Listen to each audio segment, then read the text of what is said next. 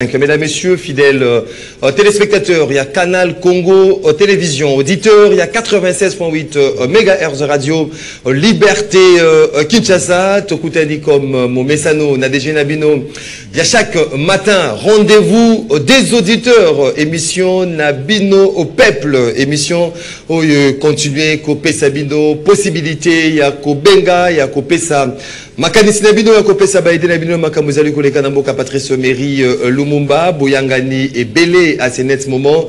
Vous avez Kondabiso, na ba différentes communes. Il y a capitale Kinshasa, na Congo central, Maniema, Ituri, Congo, Brazzaville, de partout. On a ba différentes stations Liberté disséminées à travers la République, Lubanda, Yamboka, Bozali Kondabiso en direct sur YouTube, CCTV, Ralik officiel. On est là pour parler Congo n'a pas différents contours sur le sujet d'actualité de l'heure. Namboka, il y a Patrice Emery Lumumba, 4 sujets. Au cœur, il y a Maso Nabiso, il y a Mokolo, il y a Lelo, Toko Beta Masolo Namakambetali, dégâts, il y a Mvula, Oyesilaki, Kobeta Mokolo, il y a hier, c'était le mardi 4 novembre, Mvula Oebeti et sali ba dégâts énormes naba commune peba quartier il y a Kinshasa Motuna Nabiso qu'on est le responsable nanazali responsable il y a ba dégâts nyonso oyomvula et sili kokosé comment limiter aujourd'hui ba dégâts s'il y a de pluie diluvienne na mboka nabiso au Congo et puis qu'en est-il il y a ba travaux au Ezala qui lancé par gouverneur de la ville Daniel Bumba à Lubaki. Mais également Tokobeta au cours il y a Masona Biso ya Mokolo Alelo Makambetali sommet de développement où ils allaient organiser Kuna na Qatar où ils allaient organiser par les Qatar présidé aussi par l'Assemblée générale des Nations Unies Mokonzamboka à Félix Tshisekedi abaneko séjourné Kuna depuis le dimanche Sila qui comprenant ses discours nae mokolo il y a mardi Félix Tshisekedi il a salué Kunanadoa la résilience du peuple congolais malgré plus de 30 ans un cycle de violence armée de pertes en vies humaines et déplacement massif. Félix Tshisekedi a présenté les réformes engagées par son pays la RDC pour éradiquer la pauvreté, promouvoir l'inclusion sociale, où ils allaient axer beaucoup plus sur la couverture santé universelle, la gratuité de l'enseignement et le programme de développement de 145 territoires. Félix Tshisekedi a sili ko lancé Mbela a Bengi a un engagement politique fort que le principe de justice sociale devienne une réalité vécue par tous et non de simples déclarations dans les forums internationaux. Tokolukato Skrité a invité Nabiso Mokolo Alelo, ces discours prononcés par le chef de l'État, Kuna sommet de développement na Doha, la Qatar, mais également on va s'intéresser à Mbela o ezali batonyoso baimboka ebele bazali kobenga na un dialogue inclusif entre les acteurs politiques. Est-ce une nécessité à ces jours que le dialogue soit convoqué et qui est habilité il y a qu'à convoquer ces dialogues. Tosololango na invité Nabiso Assemblée nationale finalement date ezali fixée l'élection du président et du rapporteur adjoint ezali fixé au 13 novembre donc il y a année 2025. On va s'intéresser sur les enjeux aujourd'hui. Il y a ces élections, il y a 2 membres, il y a bureau, il y a assemblée nationale. Comme je vous l'avais annoncé hier dans l'émission Nabino rendez-vous des auditeurs, notre invité de ce matin, il s'agit rien d'autre que honorable Mike Mukebai au cadre du parti Ensemble pour la République, ce parti cher à Moïse Katumbi. De Mike Mukebai, mbote na yo. Mbote ndeko Nagai Maxime. Okimi biso pe moi. Na kimi binote koko selanga makambote. Okimi biso ba moi. Yo moto bengi singa ite wana olingo oko selanga makamboli biso bato bako yanda biso. So bengi singa yawa na yo bengi singa ite. So bengi singa na ye. Na ko so na bana Kisasa na ba Kongomani. Oyo ko so la ba Kinshasa mais na bosolo, rien que bosolo. Na ko so na bango na bosolo. Bango ba ebite na so kan bango na bosolo.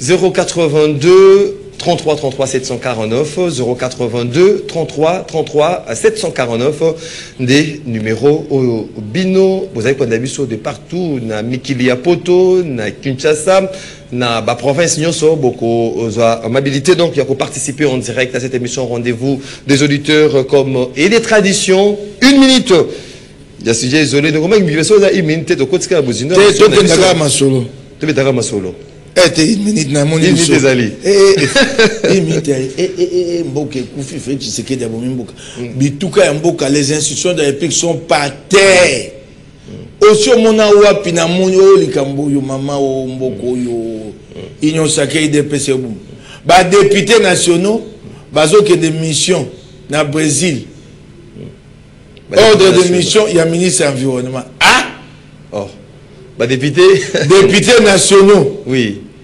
A sa mission pour na membre du gouvernement. Oui. Aussi mon ngona mbokani.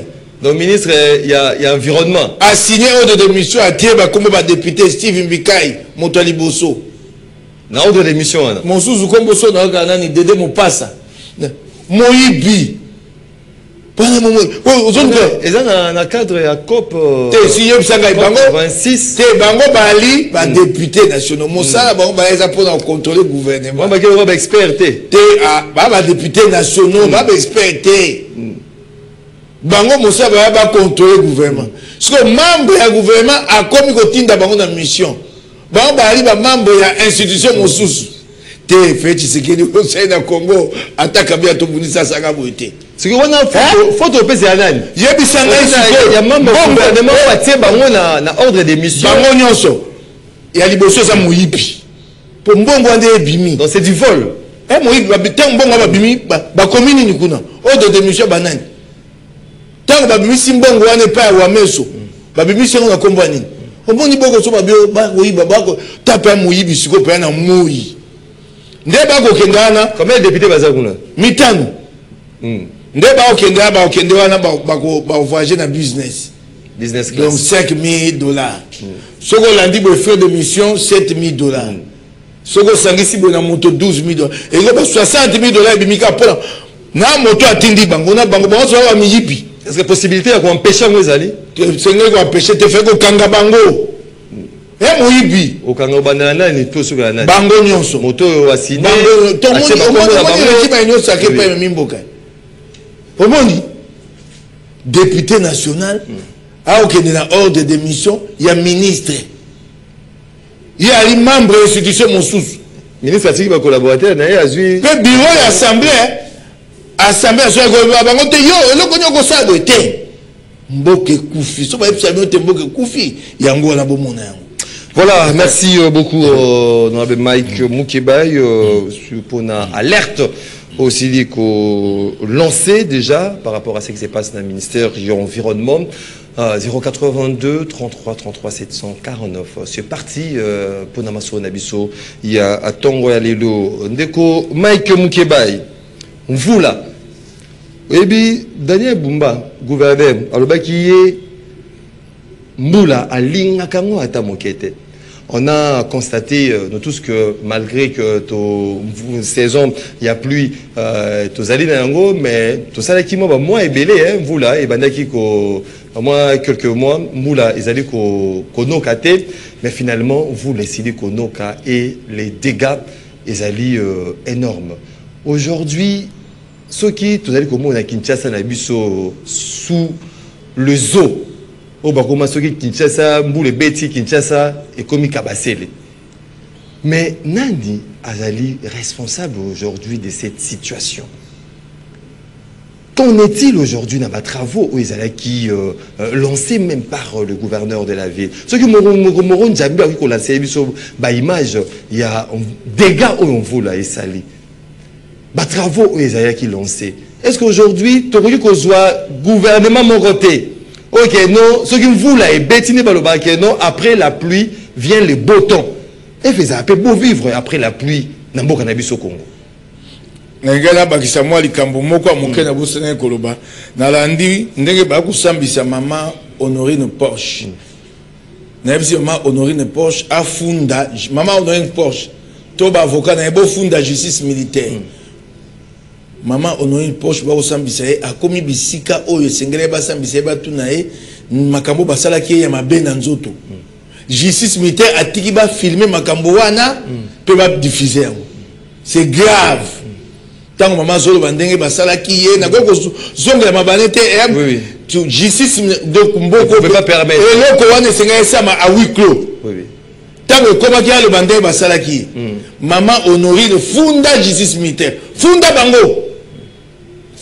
bango avocat maman Honorine so ba sisi ko sambisa e bon funda justice militaire makambo o a lobby atiki les kabatwa mboko le président il y a plus de repères fait du sekedi mboka ni otebiso maman zo ba makambo akati nzoto ba zui ba tiki pe leki na ba on a estimé qu'il fallait qu'il ça senga le na huis clos na ngonga wana justice militaire nga okata anga bisa ba panisa ngo bozo suzu illimité maman Honorine ba avocat na bon funda justice militaire voilà ozongi na bon funda bango ozongi na masona biso na zongi na masona bato kisasa kufi na lobaka yango na kozongela yango le développement est un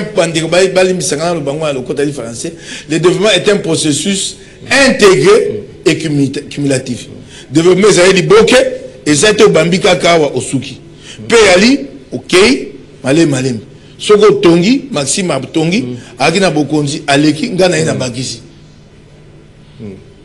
makambo tozo mwana kisasa lelo bako ba bumbaza gouverneur bumbaza pe na ngambo yae makambo to mwana kisasa lelo e ali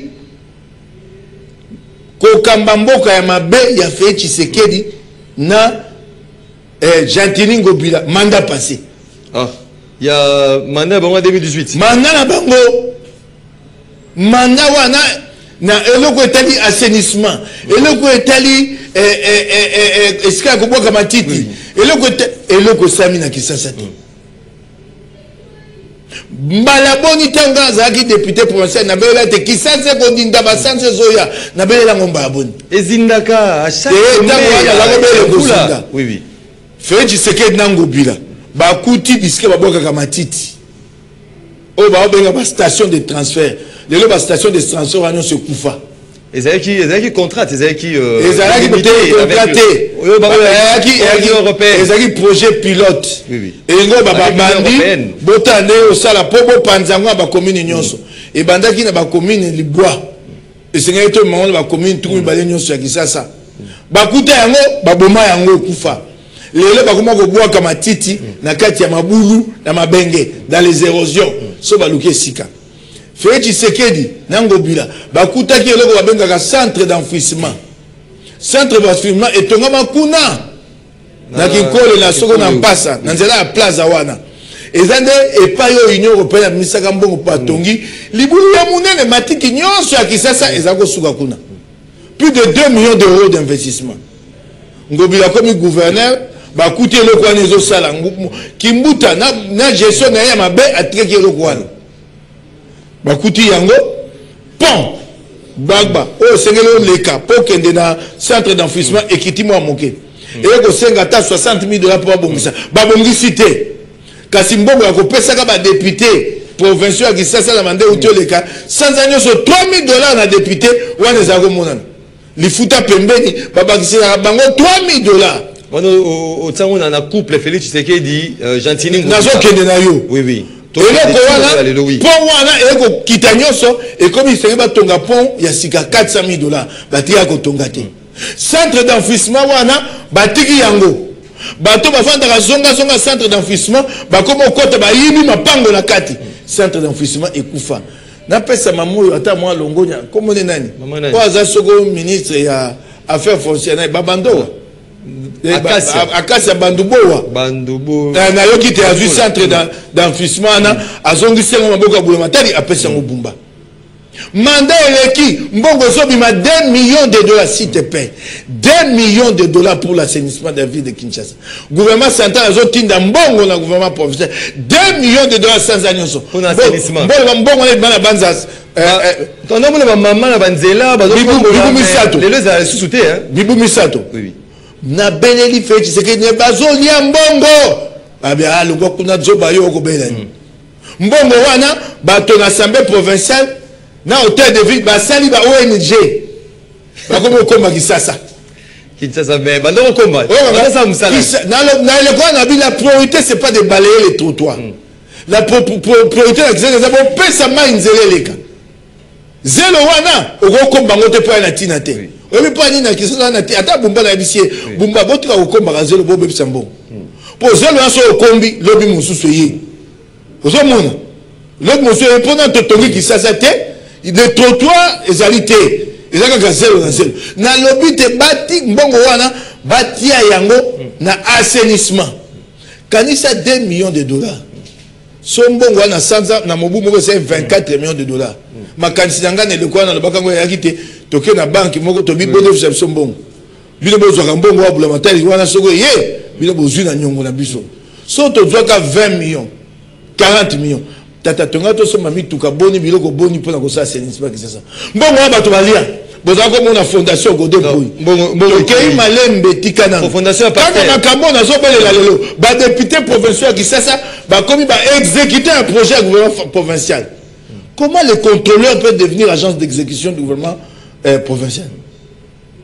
Godin Boy na ma plombe na belé kasi bango so ba continua na mabina wana comment on a une fondation Godin Boy so dans le cas na lobby Godin Boy atindi bana na yeza fondation te fondation mai ba izale te so yela ngobi bisa kombo Godin Boy akotinda bana mo baya ba lobby Godin Boy aza motambongo azo mbongo de kala abanda kokomba bandalunga banda bo mwana akomba kalinga bandalungwa mukeba député Zododo yango Godin Boy bolingwa bandalungwa banda balongola aussi sa mandat et si là yako komba susuti akomba lesute omoni bazwi mbongo wana liboso na bino bakinwa bozo mo so l'équipe bakomi fondation Godin Boy ozo komba ya mosala ya député provincial siko nyonso wana accumulation nango bumba ekokuta yango ayekokuta yango na ba recette ya ngumba Kisasa eza yakokita banyongo batikela lokwa nyongo batika ya zando 800 000 euros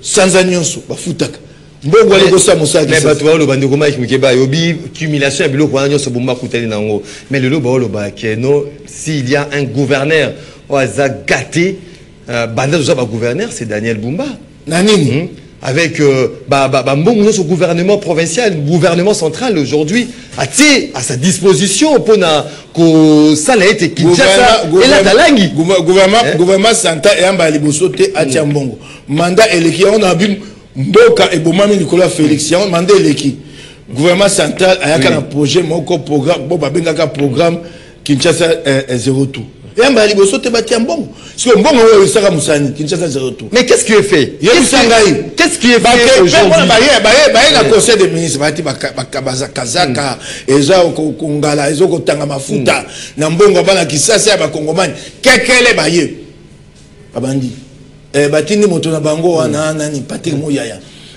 tozo kosala nous avons fait l'évaluation du programme Kinshasa 03 nous avons constaté que nous avons atteint nous avons constaté que nous avons atteint un taux de réalisation de 73%. 73% égale l'état de route de Kinshasa aujourd'hui. Zéro. Mais combien d'argent? Combien? Mais est-ce que 80 millions de dollars. Tout ça, Kinshasa est une ville maudite, hein? Parce que ceux qui t'osent ne comment tout le monde n'a pas Kabila. Net ba image au moro jamais avec la Xabiso. Liboso ya stade des martyrs, palais du peuple tout consort. À chaque année, chaque régime place wana etondaka. Mais autorité nationale.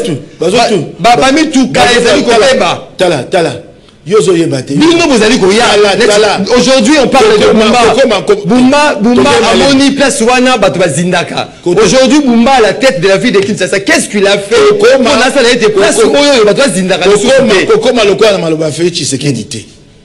Mosala kokite akomo luka eyano nango na bonganga babi batonga kite pona nini o banzoi balandaki bango bakimaki banzoi na kasa ekula yango batonga barage te et comme ya kendo tuna ba chef coutumier ba chef coutumier ba fongo ilanga nzela non cher il faut pas kokoko makamala te ke monte Bumba pona Kinshasa ela talangi na yango komi kolobate Kinshasa eza ville maudite non Kei Malembe par rapport à la gestion de kongai na kolinaki na botema kisa na kolinaki sasa na kubotama na kolia ndeko mwana lingwala soko kotambola soko komi na baba lingwala okomona etika ba egu yali oui ba egu wana ta to ba mike ma bulu ya pa ima ekoleka ta to ba mike ba egu wana ba finika kango mo finuku oui to ba mike soko fongo mo finuku boy okoti okotambola na se terra zete ko mala baba mosusu oui lelo egu wana so fongo li azelo zate yawa wana eza malédiction te yali malédiction te elle est mauvaise gouvernance banda banoko bakende batikela biso mboko to sala ka entretien te soko mbala na boche makele belebele baki balongoli zelo na caniveau moko mibale misato po bala kemoto ba osa pe batiki oso kanga Kisasa e ali na mosala ya biso ko sala boni ko fungola banzela ya kala ko tonga ba terrasse ya sika ndeko ville ya Mexico. La ville de Mexico qui est dans Mexique et ali capitale ya Mexique bazana likambo ya mai pe tambo ya somo ya kosakante et to da kolega Kisasa bake kozwa mayele bakenda kosomba tala masinya monene na habite somo to kosomba masinya bongo mukoni bake na Allemagne tala kabumba masinya batimbola na se ya ville tala tunnel molai canal monene le gars ba tonga métro ya métro te et comment so manyo so ekotka ou ke été ibimine bale bongo biso to ko kanisa te Kisasa na ndenge. Est-ce que Kinshasa est entre les bonnes mains aujourd'hui? Kinshasa est entre les bonnes mains. Na lobi na yo ngobila nani Bumba za na ngambo na ye. Oui oui. Ozo senga te ezala kutaki mabe ezala akutaki malamu abongisa. Kasi na yebi si yo te o to ko mona oyo e ali mibu motoba mitano ya mégestion. Tango ye o bongola mumba moko te. Yo ko na mibu moko bongoli yango bato asa mibu mitano bazo boma. Kisasa zo kufa. Mais aujourd'hui, en termes, il y a projection. Et le Romini, le conseiller, maintenant, dans la gouvernement central, le gouvernement provincial, comment faire pour éviter Babiloko Nyonso? Après tomber à le gouvernement Santa Gotanga Bangote, Basi comment souka atoba kisini Félix Tshisekedi mibubo ya boko. Le lobby gouvernement. Non, moi ni biloko mosusu lobby c'est un autre. On lobby biloko bela ouais. Na été so toujours fait Tshisekedi a un discours abi résidence c'est pas. Tozo wana. Makamu mosusu fait Tshisekedi tozo ya wana. Siko ndelo il faut ça là parce qu'il faut tout passer déjà dans un autre sujet. Ndeko na yebisaka yo na yo awawa. Et loko ya liboso tango biso to kozwa bokonzi na Kisasa eza kotia mayele po mbongo ya Kisasa emonana. Et loko ya liboso ya mabe na ngumba Kisasa mbongo emonana te. Mbongo emonana te dans quel sens? Okomona ba yo kosala budget. Balobi makambo etali parc de stationnement et parking de stationnement wa. Balobi e kokotisa na mobu o to na ngolo kolo oyo mobu koto mibale na tout mibale na mitano 2025 et kokotisa 8 milliards de francs congolais. Tango okoma na suka mobu soko tuni babe kotisika ka 600 millions. Taux d'exécution zo za kana na C. To ina ba mpako eza minene le quoi impôt sur le revenu locatif, impôt foncier. Eza ba mpako minene ko sakante. Le quoi impôt sur le revenu locatif qui ça biso ba so to ba fouter. Bato abana mbongo so mapango te le quoi bamboka mosusu. Ah poso ba le pango il faut que ministre iba. Il faut que membre gouvernement. Le gouvernement na bona mosala ko so malo pango te. So te sera ko so mosika. Na talo moke. Biso minga to ba locataire. Siko eloko le quoi impôt sur le revenu locatif. Et c'est que tiens ngo mayele pe ko tsambongo. C'est ça la première chose à faire. Pour attendre le bini son bongo ya lite osa mosala te. Siko essayer ko mituna po na nini mbongo zo kota mingi te. Vignette. Oui. Bon, quand tu as mingité, bokonzo ka baleki contrôle technique bokonzo baleki vignette batika vignette avec des intermédiaires mbongo vignette so za $60 o ekotaka na sanduku ya bulamatin ba muso za ka $10 de $60 oui tika yo les 4 na nzele 4 na et qui wapi ozo yo kanga so ba komi na mobu na suka mobu bateki vignette mingi te ba sa bouclage. Est-ce que bouclage va prendre comment forcer bango moko mbongo ko sa bouclage ezate pour bouclage c'est ka ba toza na nzela on peut ça bango prime ba ça ka bouclage 2 jours 3 jours ba katani mais l'année prochaine ba ozongela ngo une méthode qui ne paye pas les gens ne se remettent pas eux-mêmes en cause yango ne so pour makisa ça. Voilà, merci beaucoup de ko Mike Mukebai na mitunaki de ko Jimmy Carter. L'assistant du chef Azini bato pousse ba ko boka matiti na bete bato pousse maboko et ko bete la bango te les conscience to inconscience so ba boka ngo place esika to ba boka ngapi on les a dit na nzela ben na yo moto pousse ya renverser ma so ka boka ngo na balabala te bisa yo na ngai so boki na baba ta boka ngapi wapesika bulama mabenge aussi wapi bakenda boka mabenge na mabenge on eza musika na lingwa la érosion za érosion faut que le Congo na binza zo kanga érosion ça na binza ngobila mtabi sabi biso motine oui il y a des choses vraiment ba pension bo c'est compliqué voilà ka sur ce likambo oyebi te na tango ngobila na simba mutu na bi moto na ngai na beli liboma nzambe sunga ngai kelasi na kenda dia bozoba na golanda boye libisa ngobila libisa ngai ali ko zonga ma communauté ngobila ko sa interview bi le quoi matiti to ko sa le quoi la tanga ba mama kalati o timboli libula na pango kundi yango to tumbi yango hey c'est des conseils ozo yoka alobi yango ba panisanga pe mo vandi nye wana nini tonga ki mo kambia nguba kisa to prêter attention aloba yango et pas ya sango mokonzi na simbi mabu na linzambe mbokeku. Alors quand on a pratiqué une telle politique pendant 5 ans, après vous vous attendez à quoi? C'est très compliqué. Quand on a pratiqué la politique, il y a Kotimbula les boules, il y a le pango Kokunda Matiti. Vous pouvez vous imaginer si tous nous mettons à brûler les immondices chez nous, il va faire quelle ambiance à Kinshasa? On pourra vivre ici? Même pas tous, si un tiers de la population verse dans cette pratique-là. Au moins, on a un New Delhi. Et comme on a bomboke comme le quoi moulili Nicolas, il y a eu un monument passage à Nicolas pollution. Passage à Ngobila na tête, il y a vu la Kinshasa au côté moi comme sur 10. Nani? Au côté Ngobila comme sur 10. Au côté la passage na ina au côté prendre. Ba côté soudé. Au côté ndi. Bon côté. Merci beaucoup de Mike Mukebai. Vraiment bateau belé balé là qui hein. Vous l'avez bêti liboso ya palais du peuple, liboso stade Tata, stade de martyr.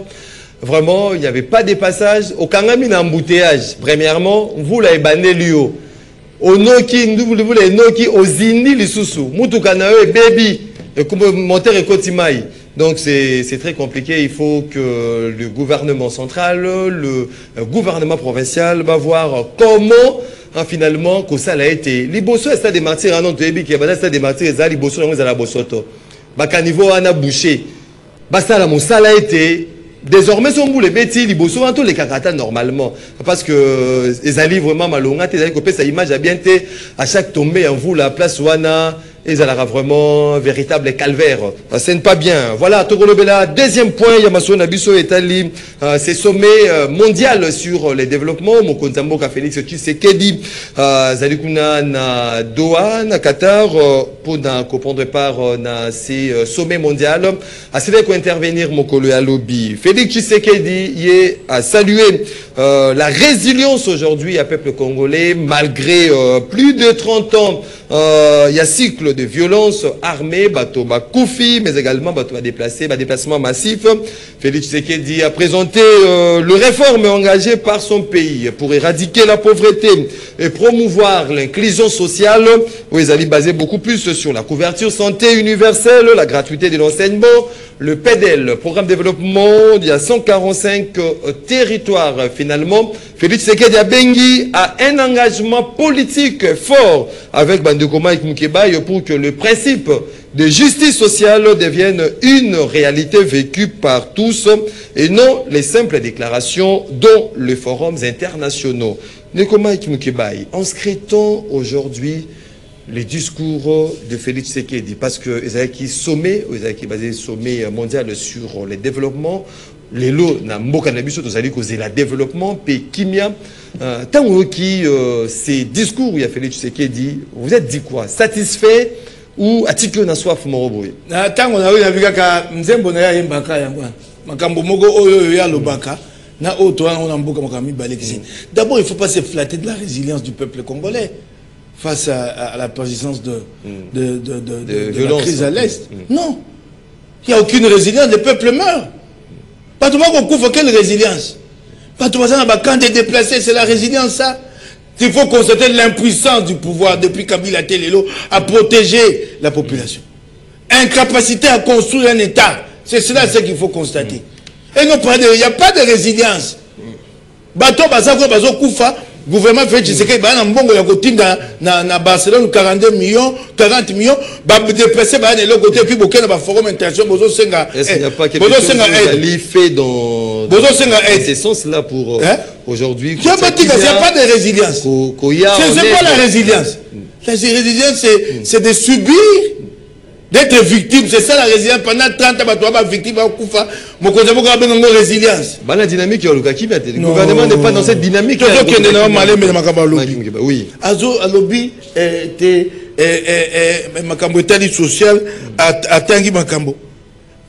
Tango fait, la lutte contre la pauvreté aujourd'hui. La lutte contre la pauvreté. Oui, oui. Tango fait, couverture santé universelle.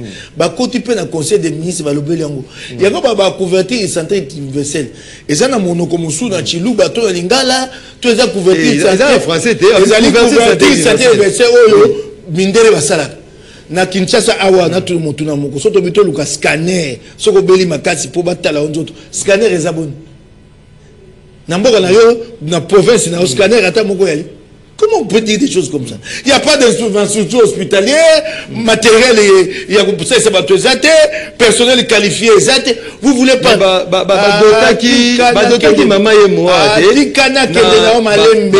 Matériel moderne de comment il Babi na obo yozo tanga mama emo babongola et comment ça privé, ça public toye bakate, okotanga mama emo na mboka munene moué otanga mama emo.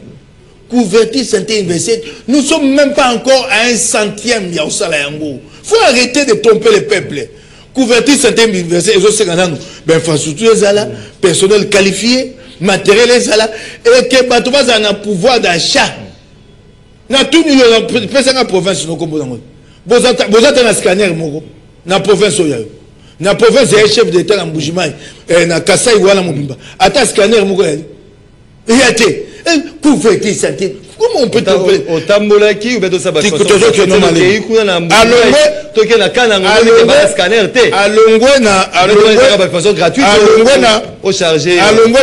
santé gratuité d'enseignement. Nous avons créé une école pro-pauvre. La gratuité d'enseignement, c'est l'école des pauvres. Yo, gotinda moi en école officielle. Yo, de Mozawa. Il y a quoi léger, la population. Motonio, bateau ba otinda ba na moi école officielle. Elle ba obazanga. Motonio soit à moi. Est-ce qu'aujourd'hui l'école officielle n'y a pas gratuité? Motonio soit à moi $200, $300 à titre moi une école privée. Nyonso, son école privée na école conventionnelle o ya malamu lokwa boboto, lokwa bosangani. École officielle, école à Baboula. Batata ou Bazanga, yepona ye mwana, eo bautangisa etaliete. Oh, mais na suka te. Et c'est mon ezaka mona mwana bimina tongo ke. Batangisa ma otesa etaliete. Comment voulez-vous pour le batetoko bundisa pauvreté? Pour pauvreté ko bundisa ngoli boso sengeli ko cha bato maela mutu. So bato baza batangite mboko ke libosote. Vous avez des classes de 100 élèves. Enseigner à côté terminé, le estrade. Pédagogie, c'est un témoin. Maxime Canal, enseignant de terminer à estrade, tu vas pas ah, on dit que pas avant d'atteindre l'estrade. Il y a mon tourne la tournée. C'est sur ces classes-là. La monité. Classe de 80 élèves. pédagogie esenga na primaire molakisi esenga alandaka mwana moko moko na kelasi ya gratuité d'enseignement so molakisi ya koti atermine stade te bakoma na récréation akoningisa ta lokolo te na makolo lembi ye. C'est ça la gratuité de l'enseignement. On peut dire oui, gratuité, et c'est mais maintenant travaillons à la qualité. Non, on continue à se flatter alors que la qualité décline. Olo banangai pédale. 145. C'est quoi les pédales? Mokole banda et balate. Maxime Tigan Lobaka. Un programme est délimité dans le temps et dans l'espace. PDL de 2021 à 2023. Tel autre PDL. Et elle va continuer. C'est quel programme qui n'est pas délimité dans le temps et l'espace? Mbogo c'est un PDL et yate. PDL moyi mo sous ya PDL. Na ibizu. Toke no malem. PDL. Bakamati bake bazui ba agence d'exécution. Bazui Beseko. So boye ba ate Beseko fe bakanga yango bandaka. Fe Tshisekedi de atiki Beseko. Mobeko pekisi Beseko. On devait dissoudre la BSECO, les BSECO. BSECO a eu surtout provisoire à passation à marché pour Bamindele, so ba mbongo, surtout à passation à marché à la guité. Mon père collègue so ba sali ARMP, autorité de régulation des marchés publics, BSECO c'est ba kangayam. Tel le BSECO ça pour la moyibi na bango. Motali boso abatela BSECO ba mango matata Augustin. Bango pe ba sali ka lokola. Ba su BSECO bazui structure mon c'est faux il y a ministère il y a finance bazui PNUD bango bato commencer à passation à marché tala moyibi mobeko nini na Congo lobi passation à marché et comme na PNUD d'ailleurs côté na kati lui donc Trump a supprimé ou non et le babité ba te ba ko pesa sumbongo te Trump a supprimé te ba pesa sumbongo te PNUD déjà na Nations Unies top programme bomango te top na boy makamba bambongo ba ICD et comme na passe. Oui, oui. Mon mec connu n'est pas si fait que tu causes passer sur marché après ça va. Si on prend l'action Moïbi, babi les agents d'exécution là, bah on a droit à 7% dans le montant total à PDL. Donc maintenant ça c'est un vol. Voilà Moïbi na Moï. Beseko, Azali et tout gars pour la matin. Bah foutre un frais de fonctionnement. Avec ça mon ça pour la matin, na cadre PDL, bah foutre 7%. Moi Moïbi. Donc, propre. Pendant Biloyon Félix, tu sais que dans le lobby, la réforme engagée pour lutter contre la pauvreté. Nazo la qui soit yango. Nazo la qui soit yango. Nazo la qui soit yango. Ça laisse à désirer. Ça laisse à désirer. Nazo tu na yo. Yo nde toza asoba bengi yo kana chomba biso moi sina ko bela. Miso teli yo kande to alia. Miso teli yo chombo wana ya yo pepeli moto bando benga bato. Donc sunganga ye moi c'est avec. Vous pouvez parler de couverture santé universelle dans ces conditions-là. Au lieu de mais d'abord construire des infrastructures. Non, nous avons un hôpital réalité. Il n'y a pas d'hôpital ici. Il y a ma longueur réalité. Couverture santé. Mais est-ce qu'on a un parce que à l'ancien Bella, c'est un engagement politique. Bozoloba, nini. Makambo ya résilience biloko nyonso basali pona ko sunga bato a est o bazwa makama ba victime mbongo afriva boyibi euto bima ba lie mbongo afriva nguba balia kango bongo te okoko ya kobela ba lie mbongo afriva ko le kanguba mbongo fonareve bayibi e tali ba victime ya violence sexuelle. Quelle résilience? On vole même les morts na bo konjo minga na bato bakufa bozoyiba bango. Bayiba nani bato bakufa na beaucoup de Tshisekedi bayiba bondeli mbongo frivao les victimes oyo kitete na mbongo nyonso yo et c'est comme par rapport à il y a rapport il y a IGF des dizaines de millions de dollars bakolo mbongo bazwa kaka soki 2% ozo kango te bayibi mbongo bibembe mbongo bato bakufa bali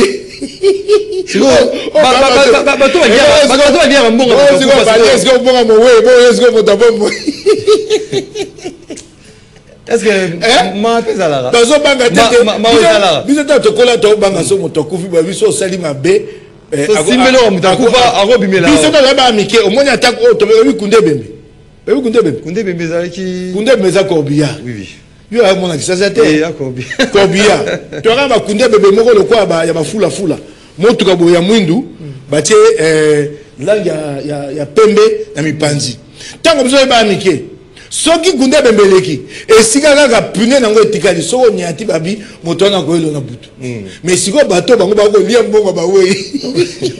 Là c'est compliqué. Voilà, messieurs. Fidèles téléspectateurs. Pour rappel, il y a bien évidemment de Komaïk Moukeba ici au cadre et ensemble pour la République. Moronzambe apprête le standard et apporte-moi les téléphones de Onésime Singani parce qu'il faut autant rappeler le message. Il y a Baimboka. Baimboka babenga bapesa makanisa bango vive voix par rapport à Masolo au Tozaliko solo la mokolo ya lelo de comment avec Mukebai avant peut-être tout toucher point à dialogue. J'aimerais que tout solo dans makambo etali assemblée nationale au monaki un peu c'est agitation au ezalaki après l'émission à Vital Caméré batonyo so balinga qui va au poste ba postuler pour la présidence de l'Assemblée nationale. Finalement, dans l'Union sacrée, Bimisi, Montomo, vous allez aimer Boji, à niveau, il y a opposition. Tout le monde est ensemble pour la République a présenté une dame pour représenter le parti pour la poste, il y a rapporteur adjoint, il y a l'Assemblée nationale. Mais aujourd'hui, quel est l'enjeu? Il y a Mapona Miwana. Nakolobela mingi makambo etali libonga ya rapporteur adjoint. Toujours mon ma candidature est bien belé. Et puis on a la majorité fait c'est que dit aïe yé moko abete moko amesabi ezali aimé boji. Mieux se posa na simana. Si ko yo et pas na biso de ba ekotia bosoto. Ba candidature bosoto. Et pas bango fait c'est que dit aïe abi molongo et pas na biso bosoto. Yango wana nde ba okambela mboka na bokoza fait c'est que ba candidature ya le côté bimi toke no malembi. Oh bato annoncé que ba na candidat bato mutamba. Oh bato ya nazo kapé nungu lokwa bato ya mozito. Ndeko nanga ina oké nango malembe na okipe kombo ya Christelle Vwanga. Ndeko. Christelle Vwanga ensemble pour la alongwa ensemble na koloba na yo malembe. Alongwa kala. Alongwa na bina yo. Siko nazo ebisa yo tendeko. Balobi boye na loi portant statut opposition. Est réputé avoir renoncé au statut de l'opposition politique, les partis politiques ou les regroupements politiques qui acceptent de partager les responsabilités de l'exécutif au niveau national, provincial, urbain, municipal et local. Monto ya kei kokota na bokonzi. Lokola Mutamba.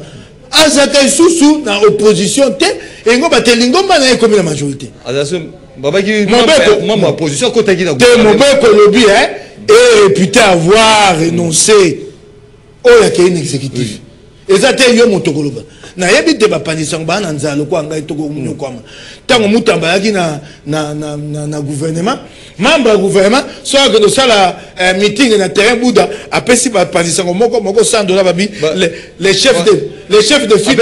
Après on dit ça ngo wapi. On a yebi na otanga bakombote. Abi les chefs de file de l'opposition républicaine. Membre du gouvernement, yeka wala sous-chef de file de l'opposition. Mon bec ko lobi yango. Engo bate bato mozito bakome ko za candidat. Est-ce que quel gouvernement? Nazo ka mwana moko soko walesa soko tata na soki honorable Monsali Nanzambe. Walesa. Non, ba ko za la té. Et mon beko ada un objet kit. Sikoyo na yoki yo nani mususu Christelle Vwanga. Article 27 alinéa 2. Il y a un règlement intérieur assemblée lobby sans préjudice des dispositions de l'article 26 ci-dessus. Les candidatures au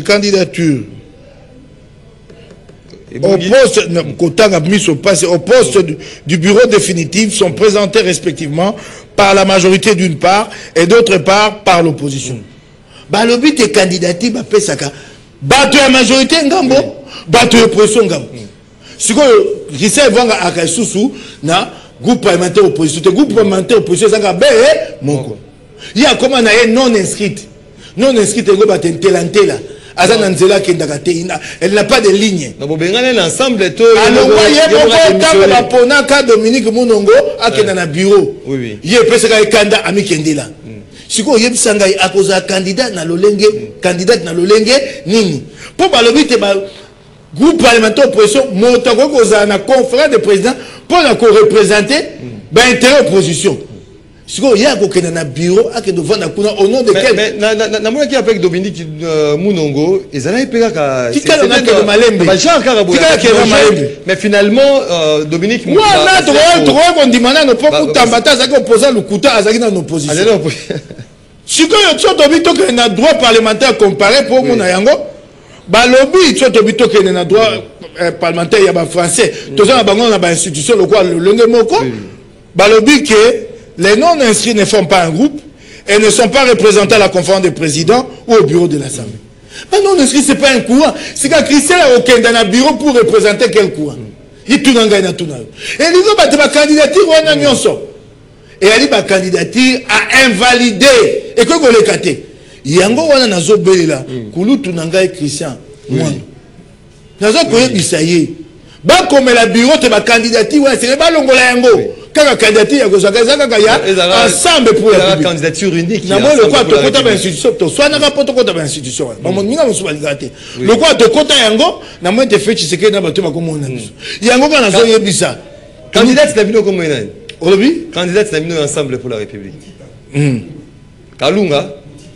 Sikoyo. Sikoyo. Na okatinga mama loba. Nazo yebisa kulutu na ngai. Christian Mondo. Soki kaka bazwi ba candidature wana électif ba valide yango engo bate bakobeta biso mosinzo ba otia moto na bango naza ko yebisa ye élection c'est ba beta no mosinzo te que ezaki démocratie ba tumusu ba postula ki esengeli so ba tikmeka ko tia ba candidature wana kulu to benga ba député national na biso ba telema ba suspendre participation à la Assemblée nationale ba telema soki te ngai na koyebisa bandeko na bana na kati ensemble pour la République des droits ensemble pour la République na koyebisa bandeko na bana na kati ensemble te ba député na biso ba kambami na kulutu Christian Mondo bazo teka lingomba na biso na Assemblée nationale bazo teka mboka soki ba meki ko ba candidat ils doivent suspendre leur participation et là comme souté c'est pas thème babi bon exactement na ko le bango pour na kanda motobo likunya pour na Congo ya kaso aux opposants so ko le be fait Tshisekedi parce que ici chez nous le pouvoir mais ba déposer ba candidature est-ce que il y aura aussi un moment il y a examen aussi à ba candidature pour voir ceux qui ba candidature monsieur ezali régulière et bon ko tchaka bon so moto majoritaire ko tia ba ko le bisangote bon non inscrit le gars voir ngatier et c'est que batala yango bon moto nojek ba comment na bam bana mutamba batia na boloko so le bata sabisa lango alongwa union sacrée alongwa te ozo kanga mutinga ba examiner yango ba longola yango ozo kanga na zako ba nouvelle là pe ba kota ba pouvoir bete ba la position bon monsieur toi na gouvernement ah non opposition ah non c'est sous-souté ba bien ah sous la ba lobby. Et ben combien va être réputé avoir renoncé au statut de l'opposition? Blanchard Mongomania c'est la majorité oh peut-être une union sacrée et ça que le belaté ah on a zolo ba awa ezali mibe comme tout le bien gâté pour na Congo sozo critiquer gouvernement batwa c'est comme bien le côté à Kokazo donc ici le pouvoir c'est l'argent tu vois donc c'est comme le quoi ngana na ngabo so na critiquer otobio ala likunya te c'est la loi. Mais il faut garder cette position une fois Mike Mukebai a nommé ministre quand Baramoudongo Zali Golobabou et ça a été que non tellement que vous n'êtes pas au pouvoir, vous allez nous boyer, obité, n'a dénoncé, n'a niata boyer, balandela, constitution, bah loi et lobby boyer, bah loi et lobby boyer. Une fois, quand la yom de comment qui nous kébait, il a pouvoir, obité, loi yo, tala, bah tu vois que la jurisprudence X ou Y. Ah, qu'on peut s'en d'aller salangaïté. Na lobby, au kozanga makamboana te. Ato yo ki olukingai, au kozwangaïté. Non, yo pas question. Au kozwangaïté. Il y a un politique non opposition à lobby mais na pouvoir à changer Kazakh. Au moins na mokito bato lolenga longi. Bato mosuba ali so asa tongi banda kwa minene. Asomi tuka kitoko. Ata ba ko finge moyibi. Ya zo kesema. Ata na moro na. Ngai na mituna ka mokona okufa. Oyo nini bana na ngai babando yoka bato andoloba. Wana ezala mutu ya te je ne peux pas vendre ça. Oui. Pour mbanda ko na ko somba na kotika mituka na kotika kasi lokumo na kotika. et aux Andens.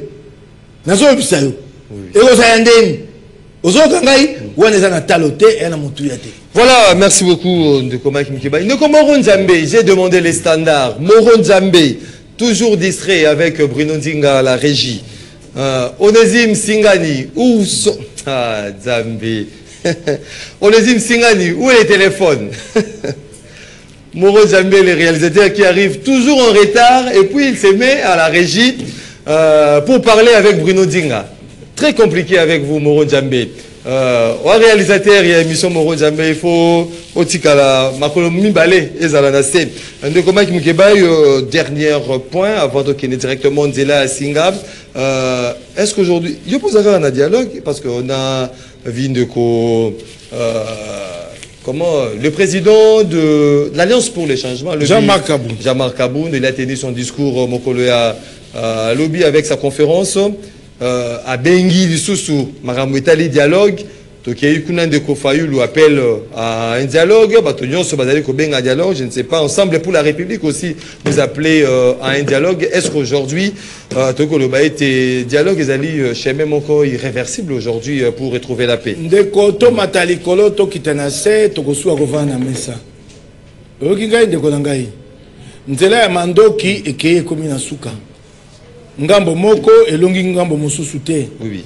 Babundi na mandoki te, mandoki komi na suka. Lelo bako solola bali na doa. Félix Tshisekedi akoya lobi lelo boye lobi atindi suba to na doa. Elingo lobate nzela ya suka e alibe ya kovana na mesa ekozwa pamba mosuba sanza na basanza kasi suka nango to kovana na mesa poto solola toyeba koyokana ndenge nini kosaisa maponomi na eleko oyo yakoya ya maponomi pe kobanda kotonga Congo ekenda liboso bana Congo bavana mboka moko bakoke elengi ya kovana mboka moto vana na mboka zoke sengo elengi asisi kelasi aluki mosa tanga mwana nga liboso asisi kelasi. Oui, oui. Si université sanza moko mibale utulika nazoyeba yazoyeda musala na université obi azoyeda musala razela université avant de linga ndako dani mo matekile bimaki na kotisi isusa ba kutanga pour avant ndako te asala ta formation ya informatique ya anglais officier susu atanga rara pour na osani yebisanga mais nga no raki dazo mo matekile da banem na kaka biloko na azwaki azweda musala en étant universitaire okokutanga na biloko wana te comment ngibai telo ba bosolo okokutanga na ngote telo ba bosolo okokutanga ngai te na kati na yango okokutanga te monsieur. Donc aujourd'hui attendez na sabo mona mukeba azu mwana na ya komi o Cyprien ngai oya comme mwana na politique mwana ebiso tana poso sa politique pour même mwana politique Cyprien yo longwe député OK ministre mwana komi député mwana zo banda vi na ye na salaire ya député bongo mokoza député te akokobika isuso akosa isu musala o ba musala ya $12,000 o bebisi bo moyena iti Pourquoi vous êtes député au Vananda quoi? Si on peut se montrer à $1,700, mon escalier babandaka financier bakomata. Oui. Beaucoup de gens na bino tant beaucoup ça te soboye bagate. Ah na bino bakonyo comment? Non aujourd'hui na dialogue wana et c'est Senko batumzuzu encore cadre de qui n'a marqué encore cadre la Addis Abeba finalement qui doit convoquer ces dialogues? Dialogue ya liboye. Qui doit convoquer ces dialogues? Nazo kendena yo. Oui. Toi na biloko misato o esengeli to kendena ni. Et là, on ali Washington et ministère biso babengaka accord de Washington. Ce qu'on tanga accord de Washington et boti doa. Na kati milongo mibaleza na kati kwa babi te esenge bato ba na doa pour ba silisa makambo etumba. Doa ndenge zo kende wana et ali masolo kati ya babengi na lokota ni français ba belligérant. Tango ba belligérant ba koyokana. Ba du compromis. Si on compromet ma belligérant, bakoya ko salela yango ndenge nini kanga bango mibale e ko simba te compromis ma belligérant ezo senga te po ba salela yango pour la mise en œuvre de ces compromis là ezo senga batia o balobi un large consensus national. Large consensus national, consensus politique national, implication de la classe politique. Yango wanande esiga dialogue ezo simbama et telemelinde wana. On fait c'est que dans soloba, on a dialogue nanga, dialogue kozala ya yete, so dialogue ya asali sa congrès ya union sacrée. Et kozala ya yete, ya yete. Mais il y a signé des ordonnances et il y a eu à titre protocolaire. La preuve qu'il y a problème de ce dialogue. Tant qu'on va créer un Doha. Mais est-ce que chaque jour. Chaque jour, dialogue. Félix Azora a signé ordonnance car a tigé les binos pour organiser dialogue. Makambo il fait ça la panda que dans ça tesi masali asali yango yom to que dans ça sango tango yela ka ndongo ye moko baluki makambo ya kandi miyozaka tika ya ko songa sima be ye moko siko nazo bisayo ndeko tango ba kei na doa ba teli nzaka na mokando balobi déclaration de principe na déclaration de principe ba titre na déclaration de principe yoka Maxime yoka ngamalam. Déclaration de principe entre les gouvernements de la République démocratique du Congo et l'AFC M23. Entre parenthèses, les partis. Babengi fait Tshisekedi gouvernement na AFC les partis sont au continent quand il y a déclaration de principe. Les partis s'engagent, les partis décident. Félix Tshisekedi a accepté depuis longtemps qu'il n'est qu'une partie à la crise. Il a signé. Il est une partie. C'est déjà cristallisé dans un document. C'est quoi, il y a un parti.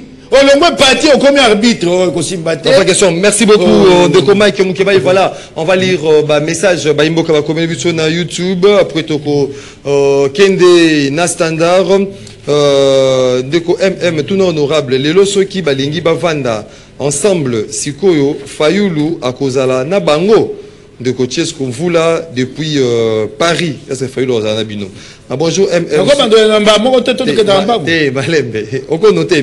On a qu'on vous là depuis Paris. Bonjour MM, s'il vous plaît, je ne comprends plus rien.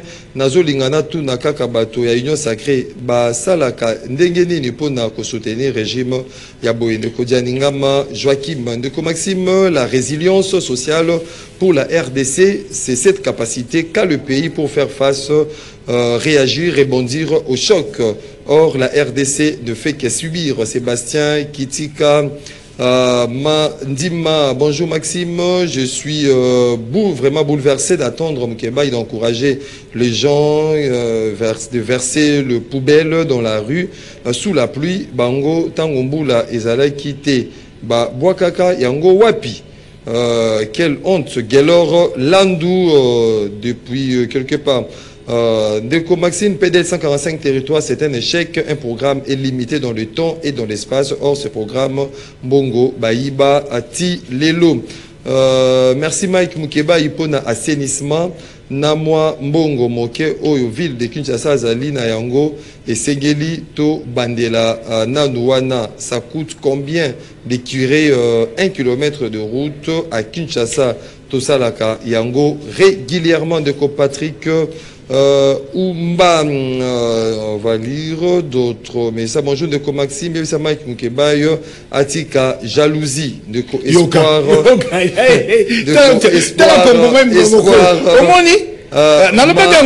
Masamba, Mbote de Maxime, Lobitango Mbula, Ezobeta, na Yebisaki yo bien, Bima Libanda Omona, Biso to kokotaki na bibwa boye totali nzela oyo ya BAT bazali kosala ndenge ekomi mai partout de ko Marie Jeanne Maleka, oui, l'hôpital doit présenter l'émission. Comme il y a un message, mais j'avais une possibilité, Libanda. On va lire d'autres messages. Voilà, belle image ce matin, bravo à CCTV, belle intervention de l'honorable Mike Mukebaï, de Variste Chiswaka, qui nous suit depuis sa maison. Bonjour de Maxime, pour le gouverneur Daniel Bumba, à l'équipe de Kokimbu, Tanan de Congo Bila. Ce qui n'a qu'aussi de Mike Mukebaï contredire un discours du président à lobby à Solo, à la France, Babandaka na impa. Moïse Katumbi a condamné Naba M23 AFC Nasoni. Dialogue na élection, ceux qui guerre et agression et Sili Lesenko ECC Joseph Kabila ba condamné pe agression de Kouazalendo depuis Monga Fula, bonjour Ndeko Maxime, na comprendre les lots qui est opposition, ils ont la qualité sous thé, Nambo Cannabis, raison pour laquelle Fayoulou, à Monaki loin, à Komanae, résistant. De Congolais patriotes depuis. Voilà, bonjour mon frère Maxime, je suis déçu de propos de Mike Mkebaï contre la République. Un militantisme avéré et aveugle. J'ai compris aussi que leur projet des sociétés s'appelle Félix Tshisekedi, Papa Maurice, depuis Sangamamba. On prend bateau à vive voix, après Tozong en directement de Mike Mkebaï. Allô, bonjour. Au Bengi Bissoapi. Oui.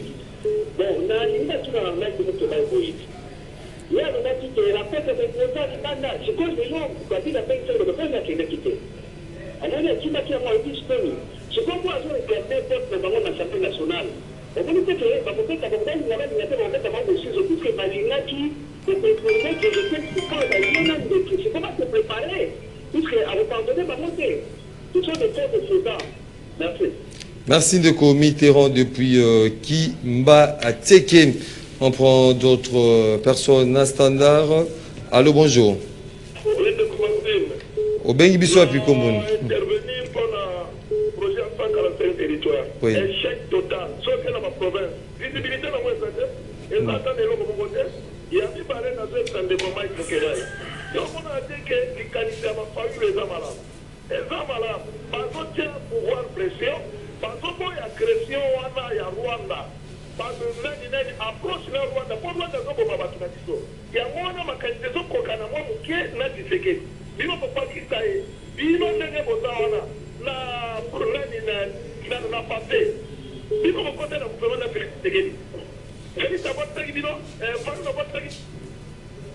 voilà, Ndeko depuis Massina, on prend. Allô, bonjour. Hey, ça fait trop de questions, hein, Maxime. On centralisé, Ndeko Mike. Non, ça va être compliqué. Autant que je réponde, je t'ai dit. Ça va faire trop de.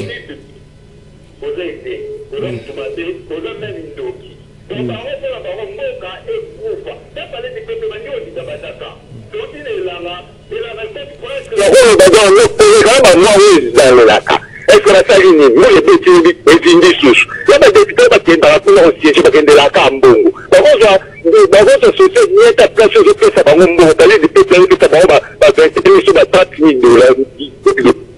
Voilà, on prend le dernier intervenant et puis tu repères ça. Ndeko Mike Mkebaï Malouba. Allô, bonjour.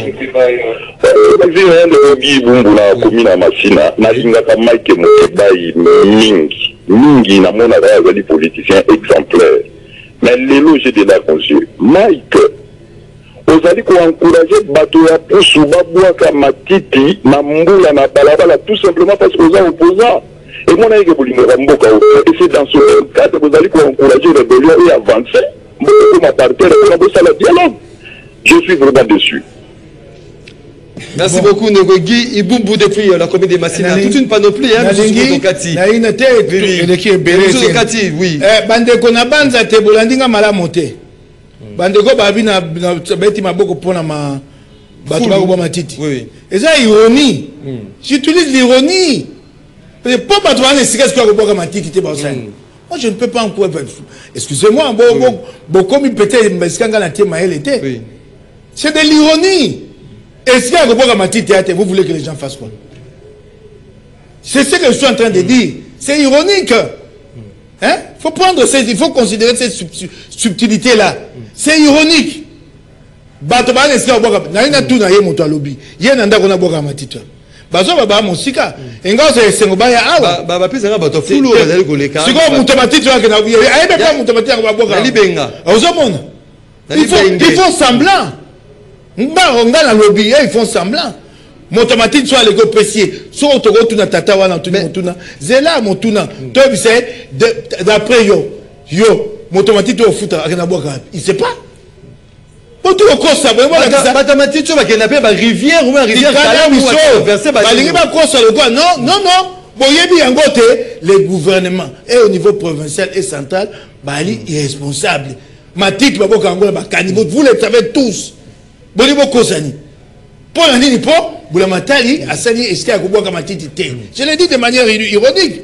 boye ba ko saisir oui mais ko inciter pour gouvernement pour espace na baki awa wani soko za opposant zo critiquer le quoi opposant na Congo akane mobola bato abizua ta kongomani mbazo bisanga je suis jaloux na lakisi ye mboke kotambo ate boye ye bisanga été okosi ba kelasi ko malamo gratuité bongisi kelasi ya bi jalousie ça eli maba mingi babi soko fa dialogue monto ko kata makambo yango ya dialogue eli mukeba été eli mokonzi katumbi te eli ba médiateur ba opesa wa mosala Seneko na SSC na bandeko ya mikili Afrika ba koya lokolo Basanjo na président togolais bango bato yiba ko kata na sepeli ndeko moko Sébastien il y a pas de résilience ici nous subissons tout de suite au kufa biso kala il y a pas c'est quelle résilience dès to so na so ke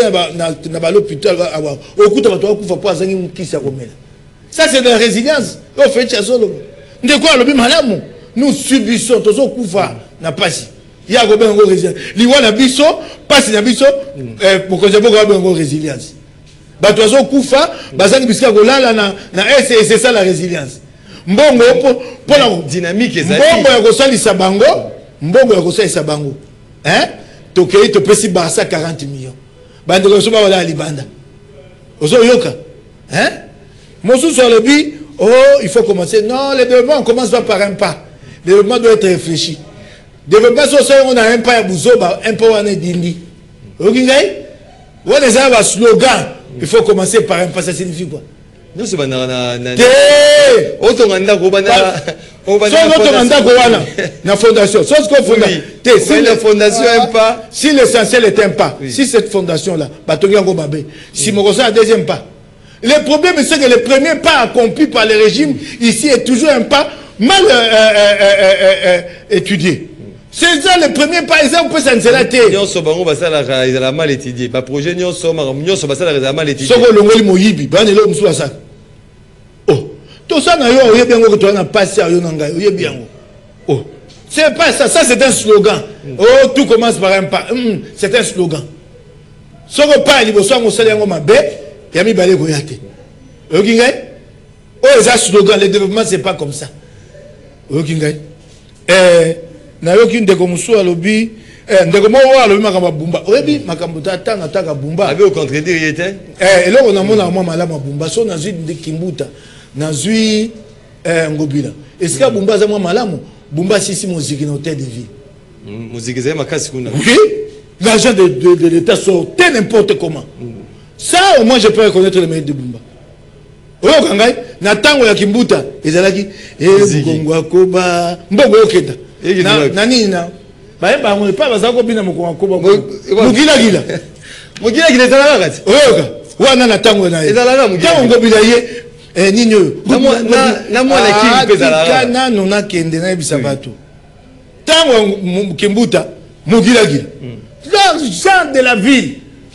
Il y a un peu tambola on a benga abu donc ça comme 3000 5000 oh ya kolanda esima na banque mete ma ah wa so monika ça que vimbo yo bandite abemi ebende to le vimbi wapi li konda chiko ya ba twa so kutele kimbuta ça o sepe ndenge mona wa alanda ki na sima so kuteli pena bumba lelo o sepe yo alanda ki na sima o alanda kimbuta na sima ya yebiso Ngobila. Ah, JB Piana ne muto. Ozo yoka. JB Piana nde muta sali ne. Te nazo tout a dédicacé. Nazo tout na yo. Oui. Lokola ye JB Piana na ba. A dédicacé na ye. Na balanga nzebo balingaka ngobila mingi. Tango aki gouverner. Siko banda longo bakoye ba bolingo esili. Ezako lobo azana ye motambo ngapesa mbongo ngo esili. Les artistes eloko na mona ka mwa malamu yango ana. Bumba sisi muziki. Oui. Na hôtel de vie.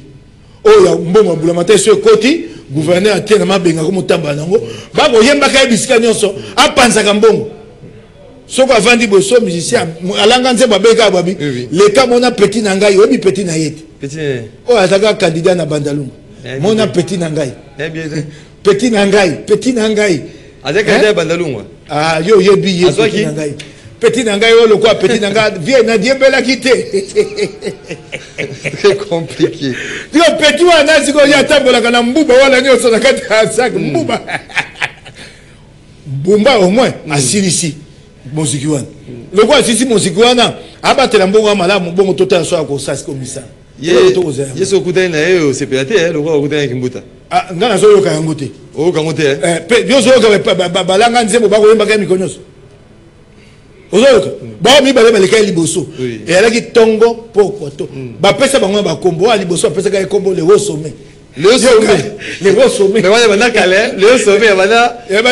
Non non non, c'est le gouverneur. Ngana yebi ngote ngana yebi ngote ngo gouverneur. Depuis wenye bando. Ngana yebi le sommet André Kimbuta. Ngana yebi yoka ngo ah ba musuka yoka ka banze bwana. Ya wenye le haut sommet. Ayebo tozaki ba panzisa ngo bazaki na centre interdiocésain. Na nini? Na négociation ya nini ya interdiocésain. Oye bimisa biso accord ya centre interdiocésain wana. Accord à Saint-Sylvestre. Tango kaka Kimbuta kitibe ba panzisa. We atiebo liboke pa na ba panzisa. Na moni makambo pa bumbate. Engo bate. Attends, Bazalaki bana kala, banda pas dédicacé par le artiste, notamment Bumba, Jantini Ngobila, bazali dédicacé depuis. Zakabo, c'est baba tobalanga nzebo ba moke. Soit comme gouverneur ndé. C'est ben souka. Pour wana mbongo bule matele comme les. Voilà, on est à la fin ya masolo da biso de combat Mukebai.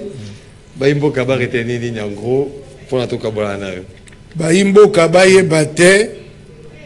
Toali na posa lokola Jean-Marc Kabunda lobi yango na beteli maboko alobi bato batambola motokola le 15 décembre et kozamala mobana kisasa ba yoka mbela wana ba kongomani sikanso bali batelema pona koya sima ya ndeko Marc Kabunda na lingomba na ye alliance pour le changement toko senga be eloko moko dialogue ndeko moko ba une dialogue wa boza pembe ina fayulut obi boza pembe ina fayulut ezanga mote. Bon, babi de Totokabwana. Nous répondons à la question de et babi Tokabwana, moto monsoir le but est Nairobi. Nairobi, biso c'est que tokendende koto kimi Nairobi te. Tokoma mo ande makanisa Kabila to moni yango pour le mingité. Kabila o bakutana na Katumbi na Addis Abeba. Basola ki malamo, Kabila lobaki te aisu na posa kozonga bokonzi te. Siko Kabila wa Nairobi, tokoma mona makanisi na et comme le cola moi mon lili to go be pa lingo ke de Kabila Nairobi mamoya mon lili ba comme Kabila mi balé yango wana biso pe to bi e kenge koluta to tikali nanu to gota ndeko moko yango na yano lio ndeko moko lobaki j'ai lobby hier a lobby était bino ensemble bo condamner bo sitaka nommément agresseur na biso te aujourd'hui RDC est agressé par nani nan ndeko moko mbene RDC malheureusement mon tourné yebisa ndeko wana oui Félix Tshisekedi akende na Washington atia linzaka na mokanda moko batika kotanga kombo agresseur te siko pona yebisa ye na bina yo boye nani ala agresseur na biso ndeko Mike Mukebai bon Félix Tshisekedi ye moko atia yango kuna ekoti on qui place mususu moi question na ngai ngo yanga pe na yanoli yo Félix Tshisekedi akei na Washington aebisi maman Thérèse Kaikwimba batie wandra agresseur o batie ta esa le côté chalinzaka bino botie linzaka qu'est-ce qu'on a ko le agresseur azate yana ni ndoko Mike Mukebai na Félix Tshisekedi. Voilà, mesdames et messieurs. Accord de Washington. Yoka. Téléspectateurs. Pour pas arrêter de tout pour André lever des mesures défensives. Voilà, vraiment, Bandeko, Bazana Potondeko, Honoré Lulendo depuis Suède, qui a appelé ici. On était vraiment à l'impossibilité à Koyambayo, Ndeko Serge Mombito, Ndeko Benga, la possibilité de Bélé Bandoro Benga, vraiment, on était vraiment à l'impossibilité à Koyambabino, Nyoso, même le sénateur Cédric Nguindou. Le sénateur Cédric Nguindou, voilà, on est arrivé à la fin de cette émission. J'aimerais faire un clin d'œil à quelqu'un qui est spécial, le Big Master Gilles Kalinga. On l'appelle affectueusement le baron de la ville. Gilles Kalinga, qui célèbre son anniversaire aujourd'hui. Heureux anniversaire à toi, Gilles Kalinga, Big Master, baron de la ville.